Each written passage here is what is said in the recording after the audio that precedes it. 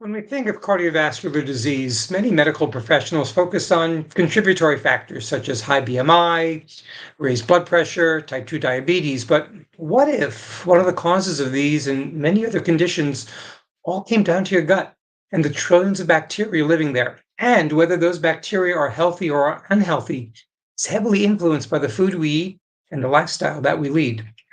And if focusing just on the gut microbiome tonight isn't enough, let's add to the conversation the benefits that Eastern medicine's holistic approach and focus on preventive health has. So, how are these connected? Well, we're honored to have as our guest tonight Dr. Chiti Parikh, who can help us understand both of these important topics and perhaps even how they can be intertwined. I'm Jim Spellos from Plant Powered Metro New York, and along with my co hosts, Judith Zerden and Ben Martins, who we should be seeing on the screen in a second. There we go. We want to welcome you to another episode of Heart to Healthy Heart, plant-based conversations that can save your life. As always, use the chat. Let us know where you are. Ask your questions. We'll take some questions at the end, and we'll take as many as we have time for. But now let's bring on to the stage our special guest, and let's do a quick introduction. Dr. Chiti Parikh is a trailblazer in the world of integrative health and well-being. As the executive director at New York Presbyterian Hospital in collaboration with Weill Cornell Medicine, Dr. Parikh combines cutting-edge Western medicine with the ancient wisdom of Eastern traditions. With passion for yoga and meditation that started in her early years growing up in India, she embarked on a solo spiritual journey through Southeast Asia, deepening her knowledge of Eastern medicine. Valedictorian graduate from the New Jersey Institute of Technology, Dr. Parikh's thirst for knowledge led her to become an Alpha Omega Alpha Scholar at Robert Wood Johnson Medical School. Completing her internal medicine residency at New York Presbyterian Weill Cornell Medical Center, she is board certified in internal medicine and integrative medicine with additional training in functional medicine, medical acupuncture, and Ayurveda. Doc, welcome. We almost out of time with that great introduction. How are you tonight? I'm great. Thank you so much for having me. We are honored to have you, and I'm going to open up with the softball question of the evening and let Ben and Judy take over someone's after that. But tell us about your plant-based journey. You grew up in India. Were you always completely plant-based? Yes. So I grew up in a family where, in part of India actually that predominantly embraces a plant-based lifestyle. So I grew up eating mostly a vegetarian diet. So I did include dairy in my diet. So that's just how I grew up, and I stuck to it because I knew the benefits of being plant-based, but also it's just something that was part of my culture, and I wanted to stick to it. I wanted to celebrate it and embrace it because food is something. It's not just something we eat. It's a representation of how we grow up. It's family. It's culture. It's life. So it's so much more than that. Fantastic, Jude. Okay, so we'll start very basically with what is integrative health? So integrative medicine is a relatively new term. A lot of people might have been hearing the term alternative medicine many years ago, and that became complementary medicine, and now it's integrative. So let me tell you the difference. So let's say you were diagnosed with high blood pressure. You went to see your doctor, and they said, here's a prescription for a medication. And then you heard your friend said, I tried some meditation and yoga, and that really helped me. Do you want to try it? And you say, yeah, sure. But so you're trying that and you say to your doctor, I don't want medication. I'm going to try this first. So that's an alternative medicine concept. Complementary is you're taking the prescription, but you're also trying meditation and yoga to help with your high blood pressure or changing your diet. But the doctor who's doing the prescribing of medication doesn't really know what you're doing, is not recommending those things. What an integrative medicine model is that we are embracing a diet and lifestyle approach first. So me as your doctor, if I'm giving you medication for high blood pressure, I'm also taking the time to walk you through which diet can be helpful to address blood pressure, also how to address your stress, how to include things like exercise, meditation into your treatment plan so that you don't have to do that work on your own, but I'm also supervising and making sure these treatments are safe and effective for you. So that's what an integrative care model really looks like. Thank you. Ben? Yeah, are Chinese medicine and Ayurvedic principles related to integrated health? Absolutely, they're fundamental. So even WHO, World Health Organization, expanded their definition of health. They said health is not just a mere absence of disease, but it's really a balance between your mind, body, spirit, and community. So in Eastern medicine, that concept has been around for a long time, that the disease that manifests in the body doesn't necessarily doesn't start in the body. It often starts sometimes in their spirit, our emotional, mental well-being, and then manifests in the body. So when we're talking about health, we have to address all components of who you are. So that fundamental tenet of Eastern medicine is now being embraced by us in Western medicine as well. In your book, you discuss the 7 ancient secrets. Briefly tell us what they are. Yeah, so 7 ancient secrets are fundamentals of health. So this is sort of health 101. So in my practice, I see many patients who are very mindful of what they're eating. They're eating healthy diet, they're trying to exercise, doing all the right things, yet sometimes they suffer from disease or symptoms. So what I have gleaned from years of experiencing thousands of patients and from learning about Eastern medicine, Western medicine, is that these fundamental of health that I'm sharing as ancient secrets are sort of building blocks. If you have those in place, then any diet lifestyle changes you make, you'll get much better benefit. So we're talking about your circadian rhythm, we're talking about your gut health, your gut microbiome, we're talking about your unique metabolism, your ability to detox, and also looking at the mind-body connection and how that plays a role in health and disease. Okay, so yes, circadian rhythm, I believe you say that has to be addressed before you even get to the other issues, right? Exactly. And especially when it comes to diet, a lot of people, when they come to me, they think that I'm going to put them on a very strict diet. I'm going to talk about diet, right? But often in my first visit, I don't even ask them what they're eating. Instead, what I ask them, what time do you eat? And the next thing I ask is, how do you eat, right? So those things are just as important as what we're eating. That's what you're learning. And Eastern medicine knew about this a long time ago. And now in Western medicine, just a few years ago, the Nobel Prize for Medicine went to 3 scientists for their groundbreaking work in this brand new field called chronobiology. What that means is the timing of everything that happens in our body, from the immune system to the gut to our mental health, like everything has a clock.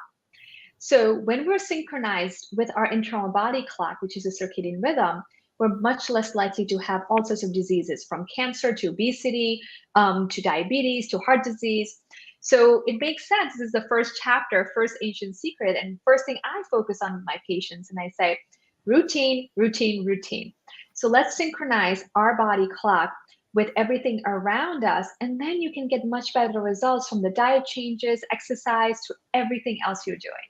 So thank you. Let's just skip now to the gut microbiome, and what if you could explain what that is and how other things affect it, like your circadian rhythms, for example, and your diet. Absolutely. So the gut microbiome, think about it as the engine of your body, right? Many years ago, many decades ago, when we discovered the DNA, we thought we figured out the holy grail of medicine, right? All we have to do is figure out a gene for diabetes or a baldness, and click, we cure these diseases. But clearly that hasn't panned out, because turns out that a grape actually has more genes than we do. So how do you explain the complexities of a human body compared to that of a grape? Turns out we have a lot of help, and we have that help in the form of trillions of bacteria that live within our gut. So they help us with everything in the body, from our mental health, because more than 80% of serotonin, the happy hormone, is actually made in the gut, not in the brain. So they affect our mood. They also affect our hormones. They affect how we metabolize food, to toxins, environmental toxins. That's why the gut microbiome is coming front and center in the research community, and saying that literally every disease starts in the gut. And that's what Eastern medicine has been saying for thousands of years, that every disease starts in the gut. That's the root cause. That's why nurturing our gut microbiome is the first thing you can do to start yourself on a health journey.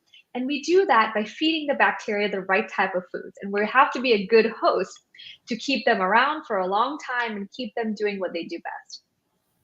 So I know the gut microbiome affects so many diseases and so many systems in our body, but since we're Heart to Healthy Heart, can we just focus for a minute on how it affects cardiovascular health? Absolutely. So they've done studies looking at diets from patients who are vegan versus people who eat meat on a regular basis. And they found dramatic differences in the gut bacteria. What they found was following a plant-based whole food diet really leads to an abundance, a diversity of good bacteria that help us reduce inflammation and protect our immune system. And we know that the root cause of cardiovascular disease is inflammation, right? We thought back in the day it was a plumbing issue, but now we know it's inflammation. So eating the right foods, a more healthy plant-based diet leads to lower inflammation in the gut and nurtures a very diverse, strong gut microbiome for years to come. So the good side effects of this type of a diet is that it not only helps your gut microbiome, it reduces your cardiovascular disease risk factor, but it also can boost your mood, your energy level, reduce incidence of different types of cancers, optimize your mental health, right? So there are a lot of good side effects of eating a plant-based diet and also nurturing our gut microbiome. Doc, what are the best foods for the gut microbiome? Fiber, fiber, fiber, the unsung hero of nutrition. So people often focus on how many carbs they're eating, how much fat and protein. People always forget about fiber. For me, that's the first and most important thing to focus on. So why fiber, right? People often think that we're eating fiber because it helps you go to the bathroom, right? Of course, that's one of the good things. But what we often forget is fiber is the main food source for the bacteria in our gut, right? If we ever, whenever we go to a party, what do we look for to have a good time at a party? We want good food, right? If there's good food, the guests are going to stick around and have a great time. So if we want the bacteria in the gut to stick around, we have to feed them. We have to feed the food that they like, which is fiber. So the more diversity in our diet when it comes to fiber, so it's not just about eating the same, just broccoli every day. The more diverse our diet is, the more diverse sources of fiber we include, that leads to diversity in the type of bacteria in our gut. So when it comes to superfoods, for me, there's nothing more important than fiber. Great. Does eating fermented food support our gut microbiome? Absolutely. So fermented foods are a source of good bacteria, right? That's our way to get more bacteria in, and fiber is a way to keep them alive and healthy and thriving. So combination of two is really the secret sauce of optimal gut health. So you can eat fermented foods in forms of, different things like kefir or yogurt, or you can have fermented, pickles and things like that, or fermented soybeans. There are many different sources of fermented foods. So including at least a serving of that in your diet every day, combined with diversity in fiber, will allow for introduction of the good bacteria and also making sure that they have enough food and sustenance to stick around for years to come. Should we be concerned about the high sodium content in fermented foods, such as sauerkraut or kimchi? Yes, that's a big concern. So I often encourage patients to think about what kind of fermented foods do they like, and how about making that at home? It's not only way cheaper, but you can also control what type of ingredients go into the foods you're eating. Because often some of these foods are marketed as healthy and gut friendly. But I'll give you an example. For instance, yogurt, right? We're told that all yogurts are probiotic rich and have a lot of healthy bacteria, but I'll tell you, majority of the yogurt that you buy in the grocery store often doesn't have any live bacteria in them. So it doesn't really help the gut that much. Not only that, often they are full of sugar, a lot of different additives and chemicals and emulsifiers and things like that can actually hurt your gut microbiome. So if we spend some time learning making yogurt, which is very simple, or making your own fermented pickles, right? So you can control the amount of salt that goes in, you can control the ingredients that go in. These simple recipes for fermented foods can go a long way in saving you money and avoiding a lot of these other things that your body really doesn't need, such as salt, sugar, and a lot of the additives and chemicals. Wow. Prebiotics and probiotics. Can we get them from our diet, or should we take supplements? For most people, you should be able to get ample amounts of probiotics and prebiotics, which is fiber, from your diet. But there are some instances some people might benefit from supplementation. For instance, some people who have gastrointestinal issues, people who have been exposed to antibiotics or they have to take antibiotics for certain illnesses, those can certainly benefit from supplementation. And I know many patients cannot tolerate if they have gut issues or certain conditions such as Crohn's disease or food allergies, intolerances, the diet could be restrictive. And in those cases, supplementing with probiotics and prebiotics can help them get the diversity that can really help them without having to compromise, eating foods that might not necessarily agree with them. So to talk about eating some more, seasonal eating is something that is also a topic that I know you address in your book, and I think it's very interesting because there is a big local movement. Can you tell us a little bit more about why it helps our microbiome and our health? Yeah. So seasonal eating is a big part of Eastern medicine, and the reason being, if we eat according to seasons, the foods that are growing around us have the right nutrients to support us through that particular season. So for instance, if it's in winter time and we're eating a lot of pumpkin and butternut squash and things like that, they have a ton of vitamin A, they have zinc and other micronutrients that we might not necessarily get during that time, but can protect our immune system. We know zinc is very important to protect us from cold and flu, and some of these vegetables that grow during that time of the year have tons of that. Not only eating seasonally helps you with these micronutrients, but also eating seasonally ensures that the produce that you're eating has the highest amount of these nutrients. So when we grow these vegetables and fruits out of season, they tend to not have the same amount of antioxidants and nutrients as they would when they're in season. The other benefit is that you can also eat locally when you're eating seasonally, right? You can go to your farmer's market and see what's in season and get your hands on the freshest produce. As much as we love berries, right? In the middle of the winter, if I'm buying blueberries and strawberries, they're coming from across the globe. And when that happens, we know that carbon footprint is high of our food. Not only that, often these foods have a high amount of pesticides to make that journey across the world to end up in our fridge from a farm in Chile or Mexico. So that's another benefit of eating seasonally is you're avoiding that pesticide load and you're getting the maximum nutrients that you can in the foods that you are buying and consuming. So just on the berry issue, so in the winter, a lot of people, I think, eat frozen berries.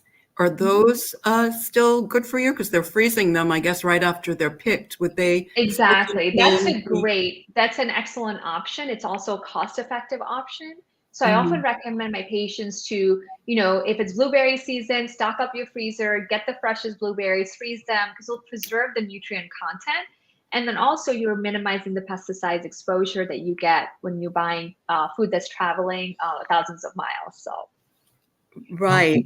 Dr. Yoga and meditation for the heart, how important is it? Extremely important. And so many research studies support the use of yoga and meditation as a way to optimize heart health. And one of the ways it does it is that yoga and meditation increase your something called parasympathetic nervous system. So our nervous system has two modes of operation, two gears essentially. It can either be in fight and flight, or it can be in relaxation mode. So the more time we spend in relaxation mode helps us reduce our heart rate, reduce the stress on the heart, reduce our blood pressure. So it has all these positive effects. Whereas when we're stressed and we're trapped in that fight and flight, the levels of inflammation goes up, levels of stress hormone cortisol goes up, which we know has an adverse impact on our heart health.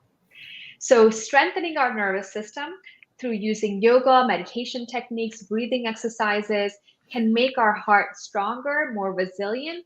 That's what all the latest science is saying. And also, it's safe and it's effective, and anyone and everyone can do it. Okay, so so I wanted to also ask about detoxification and intermittent fasting, which I believe are related, right? So can you tell us a little bit? I know you've talked about a detox that you did that really helped you. Yeah. So our body has a day job and has a night job. So during the day, it's very busy digesting the food we're eating, extracting nutrients. So that's its day job. And at night, it does cleanup. It does detox, healing, repair, rejuvenation. So that's the reason why intermittent fasting is so important, is that we restrict the time we're eating during the daytime. For 8 to 10 hours, we're keeping our body busy for digesting the food. But at nighttime, we don't want the body to be digesting a big, heavy dinner and then miss out on all the detox and repair. But I'm sure all of us have felt this, right? So when we go out, eat really late, eat something heavy, we almost wake up with like a hangover, right? We feel tired, we feel a little sluggish in the morning. That's because our body did not get that time to heal and detox and focus on optimal sleep. Instead, it was busy digesting a meal. So intermittent fasting is all about supporting the body as it's doing its day job, let it do that job really well, and allowing it to do its night job with focusing on detox, healing, and repair. So that's the reason why, intermittent fasting, a lot of studies have shown significant benefits from diabetes to cardiac markers, lowering inflammation, insulin levels. So we're just starting to see studies about that, but I can tell you we'll see way more of that in the future, focusing again, not just on what we're eating, but also the timing of when we're eating and when we're not eating. Is intermittent fasting more effective if you're eating more earlier in the day than later? 100%. So let me tell you, there's a right way of doing intermittent fasting and there's a wrong way. So the wrong way, which I unfortunately see very commonly, is most patients will say, they will say, in the morning, I'm just not that hungry. Why waste calories? Why take in more calories when I'm hungry? I'm just going to skip my breakfast, right? And then lunchtime comes around and we say, you know what, I'm going to be good today. I'm just going to get a salad, just a salad. So you eat that salad. And then by 3 or 4 o'clock comes around and you are starving. Your body is starving. So you're craving something sugary, something that's just going to give you that burst of energy. And then dinner time comes around and all bets are off and you end up eating a very big meal, right? Because your body's been starving. So that is not the right way of doing intermittent fasting. The right way is synchronizing when we're eating to when our body's doing its day job, right? So for thousands, hundreds of thousands of years that we evolved, our metabolism, our digestion was very much tied to the sun. Our ancestors ate when the sun was up. They weren't out partying at night outside their cave because they would become someone else's meal, right? So it wasn't safe for them. So we're used to eating during daytime hours with lunch being our biggest meal. That's just our metabolism design. And contrary to our modern lifestyle, as much as we try to go against it, we definitely pay a price for it. So the right way of doing intermittent fasting is, as the saying goes, eat breakfast like a prince, lunch like a king, and dinner like a pauper. So I always say breakfast is not optional. Dinner is always optional. Earlier the dinner, the better, because then your body can complete digesting the dinner before you go to bed. That's really key. Dr. Intermittent fasting, can that be done as a way of life, or should that be done just for a short period? It can be done every single day within reason. So I'll tell you, I'll give you an example. So if you stick to a routine, let's say I wake up around 7, I eat my breakfast at 9, my lunch around 1 o'clock, and dinner around 6 or 7. If I'm doing that, that automatically gives me 14 hours of intermittent fasting every single night, right? So I feel like 14 hours, everyone can do at least 5 days a week. So that's why I encourage people to start with, focus on 14 hours at night first. And once you get comfortable with it, you can experiment with perhaps doing a 16-hour fast once a week. So you want to build up your tolerance to these fasts. I definitely don't recommend the latest trends. Sometimes people say, I'm just going to do a 24-hour water fast, right? That actually can hurt rather than benefit you, because when you're doing something aggressive like that, your cortisol, your stress hormone actually goes up, right? So because your body thinks you're starving or something dramatic is happening, so it goes into that fight and flight mode. Versus when you train your body to do intermittent fasting every night for 14 hours, then occasionally when you do a longer fast, it knows that this is normal, then it can focus its energy more on detox those days. So that's a good way to balance things. Great, thank you. So just to clarify, is the intermittent fasting the same as the detox? It's a big part of it. So detox, something like a 28-day reset I have in my book, it's a deeper dive within the detox realm. But that's something you do once a year or twice a year. But, just like we clean up our kitchen end of the day, clean up our house every day, but we do a deep cleaning once or twice a year, right? So that's the same concept, that why wait to do something just once a year, because it's going to be much harder if we don't keep up with the detox on a regular basis. So intermittent fasting is an opportunity for your body to detox every single day. And you can do a deeper dive once or twice a year with something like a 28-day reset, so that your body has enough time to focus on detox to prevent diseases and reverse some of the harm that might have been done during the course of the year. Thank you. Hard to believe we're almost out of time, but before we leave, tell us about the Integrative Health and Wellbeing program that you have. Yeah, so I started this program almost 9 years ago with the hope to bring best of Eastern and Western medicine under one roof in a way that's accessible and affordable. So we currently have several doctors, acupuncturists, yoga, meditation instructor, dietitians, all working together. And a big part of our program is actually virtual. We do a lot of group programs focusing on heart health, on women's health, mental health. So really anyone can access these programs. Majority of them are covered under insurance and are virtual, or some of the programming such as a meditation class is actually free and open to the community.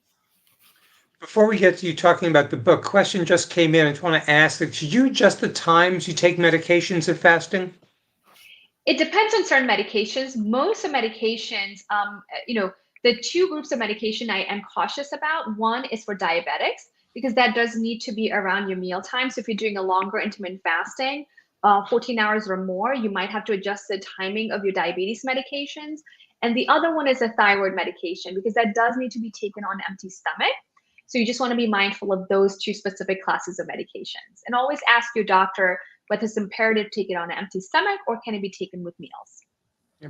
Before we let you go, I see that sort of book in the background, Intentional Health, which, by the way, is phenomenal. So just tell me what they can expect by reading that book. What can they really expect to get out of it? So this book is all about transforming your health by using best of Western and Eastern medicine. We're looking at 5,000 years of science.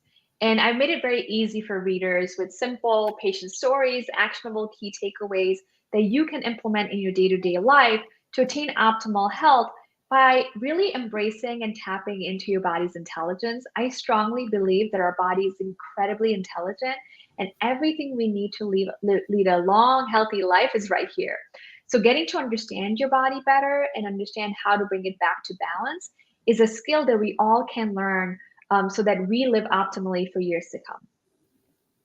We could have spent 2 hours talking to you tonight, but Dr. Parikh, we so appreciate your time this evening, and thank you for joining us in Heart to Healthy Heart this evening. Thank you so much for having me. So a couple of announcements before we finish up tonight. As we enter March, PPMNY is celebrating our 5th anniversary. Hard to believe, isn't it? We are rooted is our theme, and we're celebrating this month with activities that feature, roots, root causes of disease, root vegetables, some great cooking demos coming up, culminating with a special event in Brooklyn on Wednesday, the 3rd of April. And we're kicking off March by welcoming Dr. Brooke Goldner. She will be here virtually on Tuesday, the 5th at 7 p.m., and she's going to share her incredible story and discuss the root cause of autoimmune disease, as well as answering your questions. So please, come and be part of that here on Plant-Powered Metro New York. Join Heart to Healthy Heart for our part of the Root Celebration, which is coming up next month, a month from today on the 28th, where we're going to have Dr. Ali Saad as our guest for the show. As always, it has been an absolute pleasure being with you all tonight. I hope you got so much out of Dr. Parikh's information. If you want to watch any of our episodes again, they're all on the Plant-Powered Metro New York YouTube channel. And on behalf of Judy and Ben and all of PPMNY, I'm Jim Spellos. Thank you so much. Wishing you all optimal health. Have a great evening, gang.